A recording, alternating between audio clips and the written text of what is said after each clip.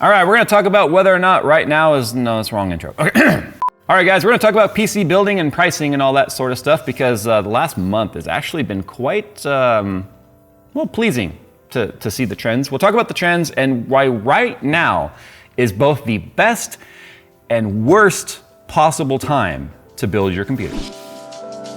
ViewSonic is proud to announce their all-new Elite XG32OU gaming monitor. The XG32OU features a 4K 32-inch display with a 1 millisecond response time and 150 Hz refresh rate and builds upon ViewSonic's revered Elite panel lineup. The ViewSonic Elite series monitors feature clean aesthetic design that blend well with any setup, whether it be professional or personal, due to their sleek design and tasteful lighting. To learn more about ViewSonic's gaming monitors or to see their full lineup of monitors, click the link in the description below. All right, so the one factor, the Linus voice. So the one component that usually will determine whether or not a person's gonna make a move to build, upgrade, whatever the computer is the price of the graphics card. We talked in March about all there were so many reports saying prices of GPUs are gonna plummet in April. And we're like, yeah, okay, buddy. We've been hearing this for like 2 years now. Well, it kind of happened. We're not quite at MSRP yet, but we are close enough to MSRP now to where we are seeing inventory everywhere. There's inventory at Best Buy, not of every SKU, but there's inventory, which is crazy because the only place you could find a graphics card for a while there was eBay at extremely inflated pricing, or Amazon and Newegg with all of the retailer inflated pricing, because retailers want to get in on the action and profit off of, having stock. So we'll talk about some pricing right here. We'll kind of do some spot checking of where prices currently are. They have come down really close to MSRP with inventory available at places like Micro Center, Amazon, Best Buy, Newegg. They all have stock. So that tells us a couple of things have been happening. One, people that have been waiting to buy their graphics cards, or the kind of like speckling of graphics cards that have sort of made their way into the market at MSRP or near it, or people that just finally said, screw it, I'm gonna buy it at the inflated pricing. Like I said last year, every time somebody buys a graphics card, that's one less demand. And eventually it would get to the point to where that one less demand would sort of catch up and then sort of equalize and balance out. And this is sort of where we've landed now here at the end of April 2022. So that makes it interesting in the timing of all this now, where a lot of people are going, hey, graphics card pricing has become much more reasonable. Should I build or buy my system now? Well, if we take a look at the calendar, we are approximately 18 months, actually it's almost more like 19 months into the launch of 30 series graphics cards, which means if NVIDIA sticks to their 2-year cycle that we typically see, we should this fall be gearing up for a 40 series launch. Which leads me to the first kind of point here about being good and bad. One, it's good because you can go out and buy this now. It's bad because you might find yourself in the exact same situation we were in 2020, where we said 30 series is coming out, should you buy it? Well, it's the exact same story that's repeated itself every single time that there's a product refresh.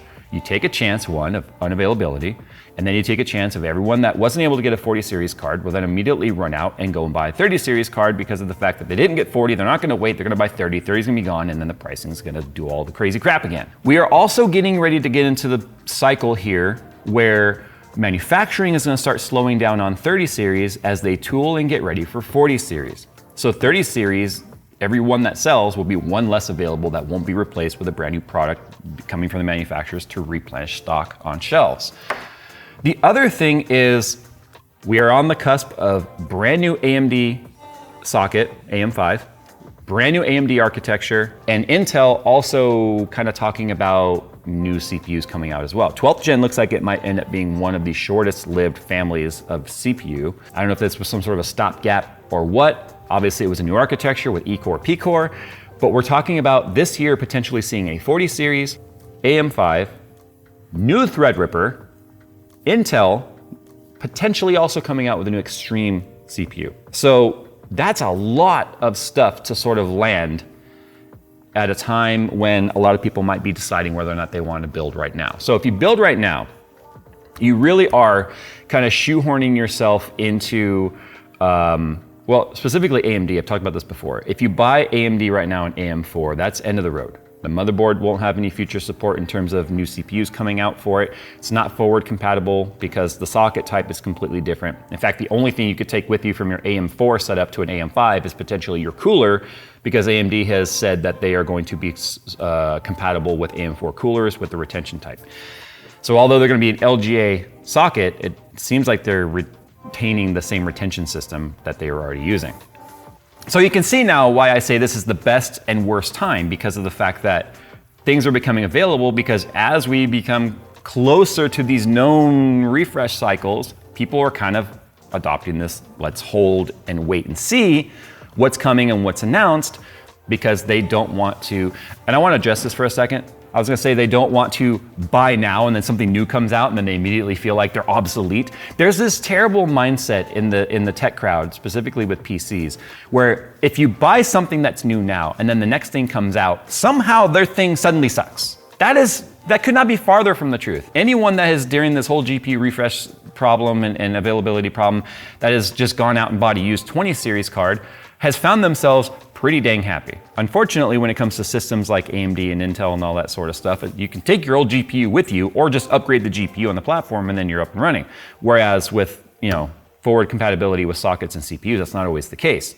Ask anyone that's bought Intel in the last 6 or 7 years. Intel has very rarely allowed you to take a previous CPU onto a new motherboard and vice versa. They always came out with new sockets or 2 or 3 pins that are different so that you can't use it. Or the tab change, that way you can't even socket the CPU in if you wanted, even though it looks like identical. You take a risk right now of new stuff coming out. Now, if you're the kind of person that's like, I have to have the latest and greatest, it's gonna bother you that you bought something that's not the newest. Now, it's that whole keeping up with the Joneses mentality, which I think is terrible. It's a terrible mentality to think that you have to have the latest, you have to have the best, and if you don't, your system sucks. And the reason why a lot of us are in that position is because of the fact that you go on Reddit and you go on Twitter and Instagram, whatever, and you post your system that you're super excited about, and then all you see is an influx of stupid, why didn't you yada yada yada post. Not, why did you buy this? It's, why didn't you buy this? Which immediately starts to plant seeds in your head that like, well, maybe I made the wrong choice or whatever. You start to have buyer's remorse. And then on the flip side, you have people that will automatically put down other people's builds because they have this need to make their system seem better somehow by making yours seem worse. And that's something that I advise everyone watching this channel right now to ignore. Those opinions don't matter, they're obsolete, and build the system that you think is gonna be right for you. Now, things to consider if you're gonna be building a computer right now, upgrading or whatever. 12th gen Intel does support both DDR4 and DDR5. DDR5 seems to be the most area of friction with 12th gen right now when it comes to, like we've talked about, 4 sticks of RAM, the memory controller, the XMP profiles, even with numerous BIOS updates, DDR5 seems to be where people are having the most issue with their Intel systems. In fact, I even had an email the other day of somebody telling me that they absolutely positively could not get their XMP profile to load. Unfortunately, that's the way XMP works. It is an overclock. It's not guaranteed to work. It's just how fast the RAM can operate if the CPU controller or memory controller can actually do it. So that's something to keep in mind. If you're building a 12th gen system, I would personally probably recommend going with a DDR4 motherboard for it. The downside with that is the fact that you are not getting all of the feature set that you paid for with that CPU. And if you want to adopt DDR5 later, then you have to swap out your motherboard. There's also a lot less DDR4 motherboards on the market for 12th gen than there is DDR5, because that's a major selling point for the new platform is DDR5. Speaking of the new platform, AMD. AMD is also going to be DDR5.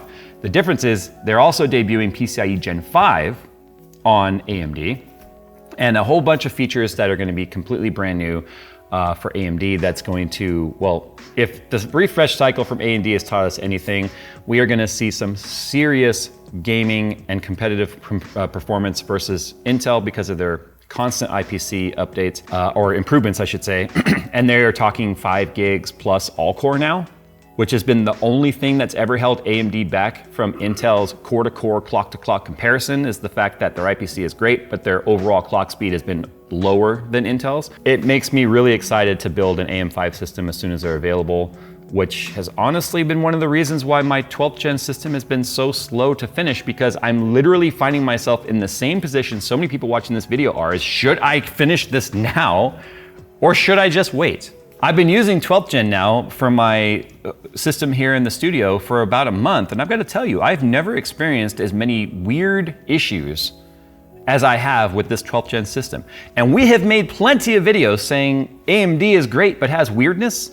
The weirdness I've experienced with this system has surpassed anything I've experienced with AMD, including 1st gen Ryzen. Now, the reason why I also say this is a bad time to build computers has nothing to do with availability, has nothing to do with not just availability, but the fact that new stuff is coming out. It's the fact that during this entire product shortage, we know for a fact that manufacturing companies have been cutting corners, reducing QC, and shipping out product as fast as they can to try and meet the demand at the quality or the sacrifice of quality. That's super apparent with just the whole capacitor issue that happened on the Z690 Hero board that came from Asus and the amount of those resistors that were on there backwards. That would have absolutely never happened. There's like 2 or 3 verification processes that would have had to have been bypassed for that to have ever made it out into the wild. So what I feel like you take a chance of right now, especially as we're at the tail end of the availability problem, is sure, there's stuff on the shelf, but look at how many 30 series cards had failures. 3090s specifically because of the certain games pushing various cards. EVGA was like the spearhead of the known issue regarding a solder joint that was failing under high load conditions. But other graphics cards did also experience very similar failures. And to this day, I'm still getting emails from people with all sorts of brands of graphics card that are having the issue of black screen, fans go to 100%, system won't post after that. And it's still happening because, again, these are issues where to meet demand, the only way you can scale up and speed up production in a system that is probably already pushed to its limits is to cut certain processes out. And I feel like QA and QC is where those processes were happening. So you take a risk right now buying something that's on the shelf, but you might have to be utilizing that RMA/warranty period, which sucks. Trust me, if you have to disassemble your system to send something back, it really sucks. And then you get the finger pointing from the manufacturers. It's like, well, it was that fault. No, it's the CPU's fault. No, it's the motherboard's fault. It's the graphics card's fault. Like, I feel like nobody ever wants to take responsibility for problems when they go bad. But that's neither here nor there. That's not the point of today's video. So those are some things you need to keep in mind. This might seem like no-brainer type information, and we made this video many times, and I will continue to make this video in the future because new people are constantly coming along and may not have heard this information.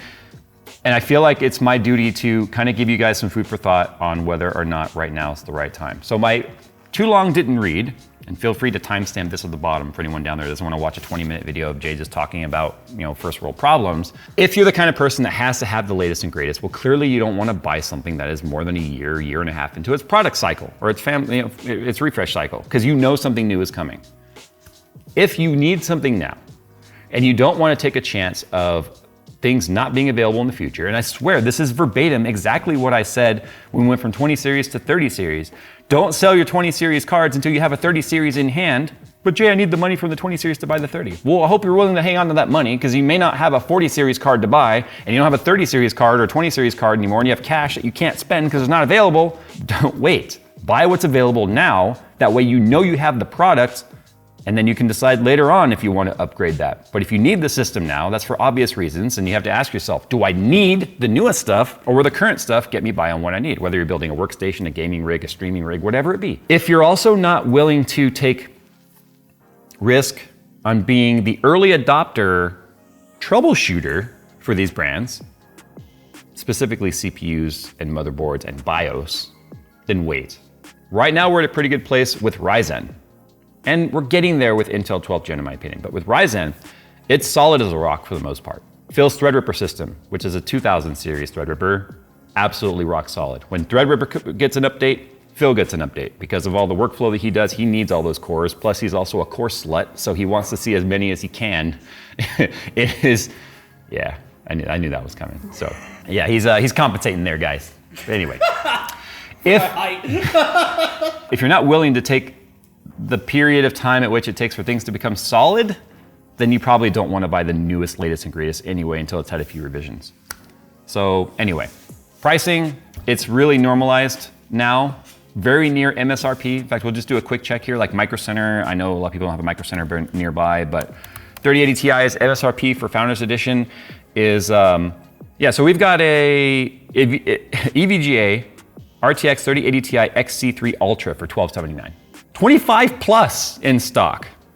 Let's just do one last spot check here. And this is not a Micro Center ad, it's what's close to us, you know. We've got 3070s here, a gigabyte RTX 3070 Ti for $799. Again, a little bit over MSRP, but not bad at all. And then what if I do like a Amazon? What is Amazon charging right now? So we've got a Zotac Gaming RTX 3060 Twin Edge OC 12 gigabyte GDDR6 192-bit 15 gigabits per second PCIe 4.0 graphics card. Ice Storm 2.0 cooling with active fan control. Freeze fan stop for $529. I mean, that's not great, but you have a PNY GeForce RTX 3060 for $479. So let's look up an RX 6700 XT. Good middle road card right there. $669 for a 670 XT, $599 for 6700 XT. That's the XFX Speedster. Can we work on these names, guys? Please, for the love of God. $569 for the other Speedster. Yeah, so prices, reasonable. Not as good as we were really hoping for this family, but reasonable. 6800 XT Core, XFX Speedster Swift, $899. So expensive, but a heck of a lot better, because if you look at prices a month or two ago, they would have been double all of this.